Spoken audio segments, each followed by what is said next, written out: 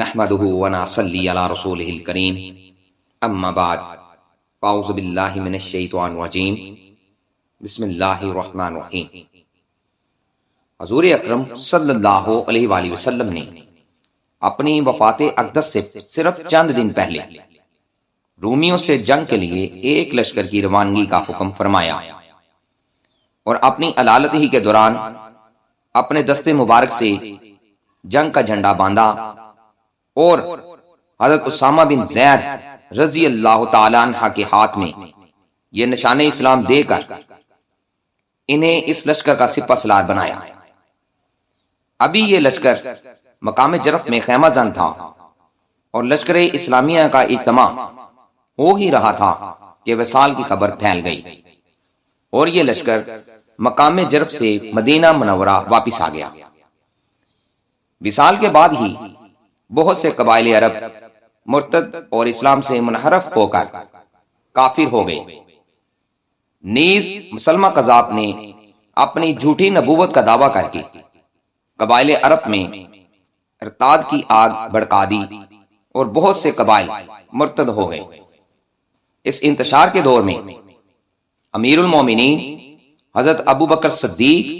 رضی اللہ تعالی عنہ نے تخت خلافت پر قدم رکھتے ہی سب سے پہلے یہ حکم فرمایا کہ جیش اسامہ یعنی اسلام کا وہ لشکر جس کو حضور اکرم صلی اللہ تعالی علیہ وآلہ وسلم نے حضرت اسامہ رضی اللہ تعالی عنہ کی زیر قیادت روانہ فرمایا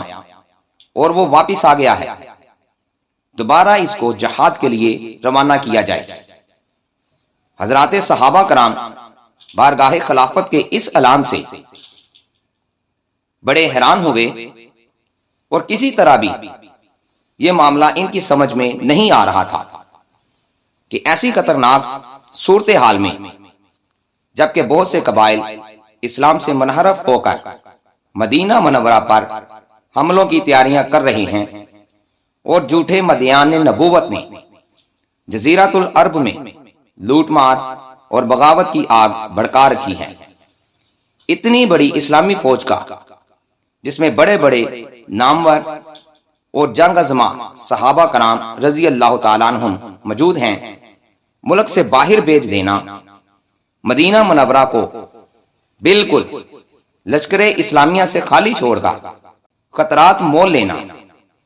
کسی طرح بھی عقل سلیم کے نزدیک قابل قبول نہیں ہو سکتا۔ چنانچہ صحابہ کرام رضی اللہ تعالی عنہم کی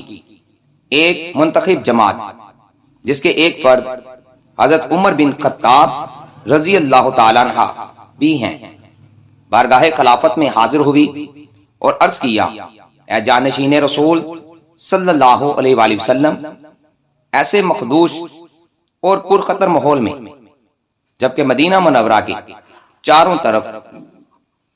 مرتدین نے شورش پھیلا رکھی ہے، یہاں تک کہ مدینہ منورہ پر حملہ کے خطرات درپیش ہیں، آپ حضرت اسامہ رضی اللہ تعالیٰ عنہ کے لشکر کو روانگی سے روک دیں تاکہ اس فوج کی مدد سے مرتدین کا مقابلہ کیا جائے اور ان کا قلع کما کر دیا جائے۔ یہ سن کر آپ نے جوش غضب میں تڑپ کر فرمایا کہ خدا کی قسم مجھے پرندے اچک لے جائیں، یہ مجھے گوارا ہے، لیکن میں اس فوج کو روانگی سے روک دوں جس کو اپنے دستے مبارک سے جھنڈا باندھ کر حضور اکرم صلی اللہ تعالی علیہ وآلہ وسلم نے روانہ فرمایا تھا۔ یہ ہرگز کسی حال میں بھی میرے نزدیک قابل قبول نہیں ہو سکتا۔ میں اس لشکر کو ضرور روانہ کروں گا اور اس میں ایک دن کی بھی تاخیر برداشت نہیں کروں گا۔ چنانچہ آپ نے تمام صحابہ کرام رضی اللہ تعالیٰ عنہم کے منع کرنے کے باوجود اس لشکر کو روانہ کر دیا۔ خدا کی شان کہ جب جوش جہاد میں بھرا ہوا لشکر اسلامیہ کا یہ سمندر موجیں مارتا ہوا روانہ ہوا تو اطراف جوانب کے تمام قبائل میں شوکت اسلام کا سکہ بیٹھ گیا اور مرتد ہو جانے والے قبائل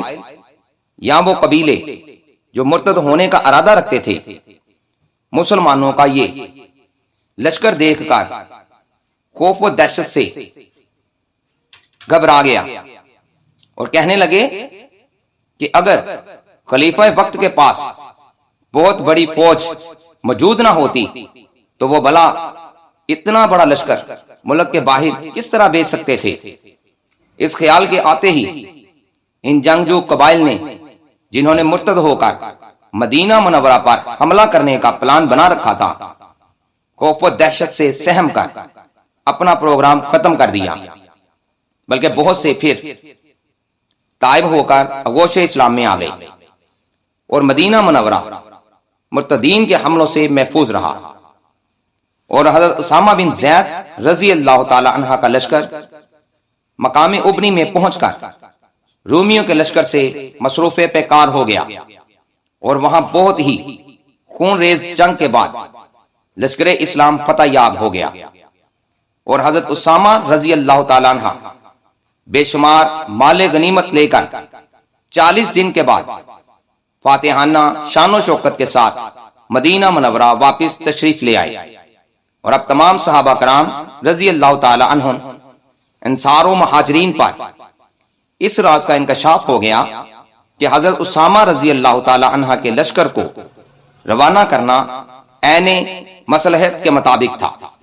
کیونکہ اس لشکر نے ایک طرف تو رومیوں کی عسکری طاقت کو تہس نہس کر دیا اور دوسری طرف مرتدین کے حملوں کو بھی پست کر دیا۔ یہ امیر المومنین حضرت ابو بکر صدیق رضی اللہ تعالی عنہ کی ایک عظیم کرامت ہے کہ مستقبل میں پیش آنے والے واقعات آپ پر قبل از وقت منکشف ہو گئے، اور آپ نے اس فوج کشی کے مبارک اقدام کو اس وقت اپنی نگاہ کرامت سے نتیجہ خیز دیکھ لیا تھا، جبکہ وہاں تک دوسرے صحابہ کرام رضی اللہ تعالی عنہم کا وہم و گمان بھی نہیں پہنچ سکتا تھا۔